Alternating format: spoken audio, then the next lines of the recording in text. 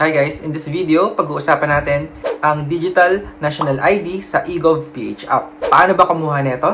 Saan pwede mag-register? Saan ba siya pwede gamitin? And other important questions na sasagutin natin. So, stay tuned!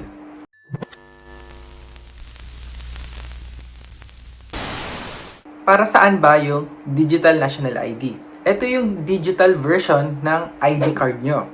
Matatagpuan sa eGov.ph app. Pwede mo siyang gamitin kapag ikaw ay may transaction sa mga government office tulad ng mga nandito.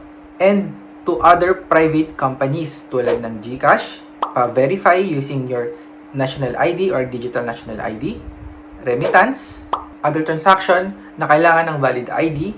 Paano nga ba kumuha ng digital national ID? Kailangan nyo munang magpalista o magpa-register sa mga national ID center na malapit sa inyo. Ito yung mga LGU, barangay center, malls, and sa mismong national ID center.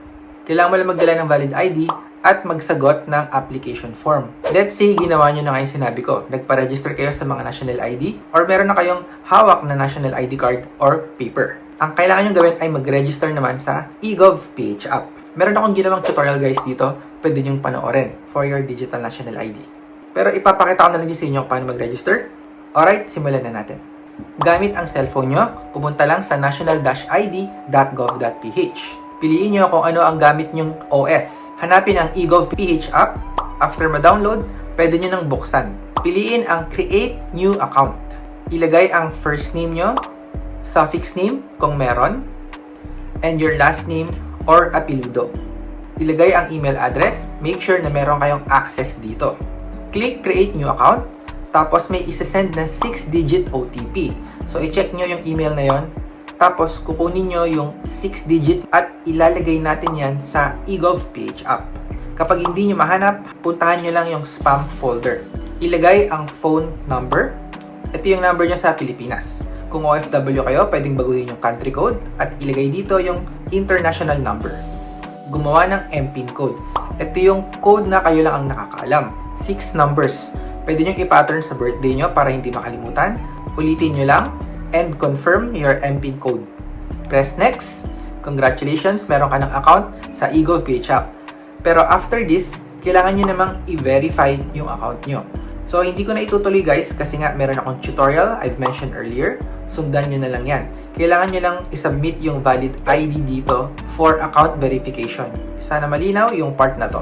Okay, let's say pinanood nyo nga yung video ko na approve yung account nyo. Mag-login ulit sa eGov.ph app gamit yung MPIN code nyo. Tapos yung nasa gitnang blue button, i-click nyo na yan. Dito na lalabas yung mga digital national ID nyo under sa mga government or national government agency.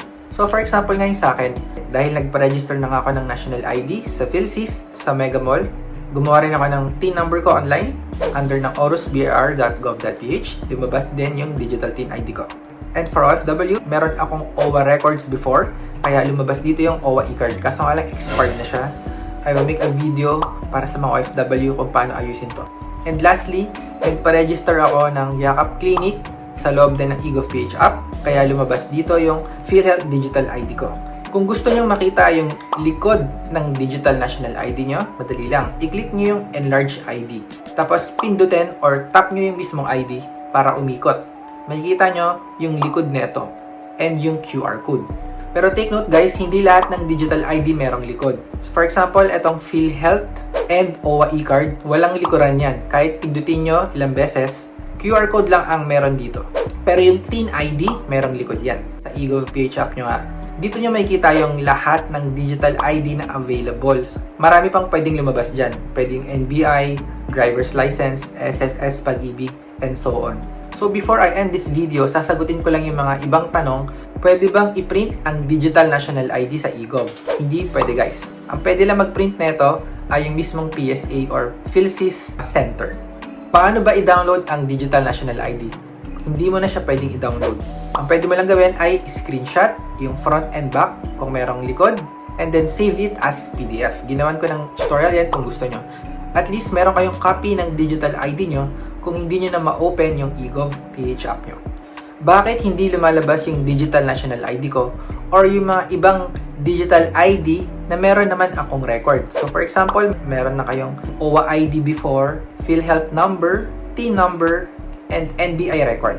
Ang main reason dito guys, pwede kasing iba yung pangalan nyo doon sa mga NGA or National Government Agency na sinabi ko. From name, email address, resident address, phone number, age, gender, and so on. One error lang, pwedeng hindi yan mag-sync at hindi magre-reflect yung digital ID nyo. So guys, sana malinaw yung part na to. Kung meron naman kayong tanong, just comment down below. Sasagutin ko kayo. Yun lang guys, para hindi lumaba yung video. Thanks for watching. Subscribe kung hindi pa kayo nakasubscribe. I will see you in my next video.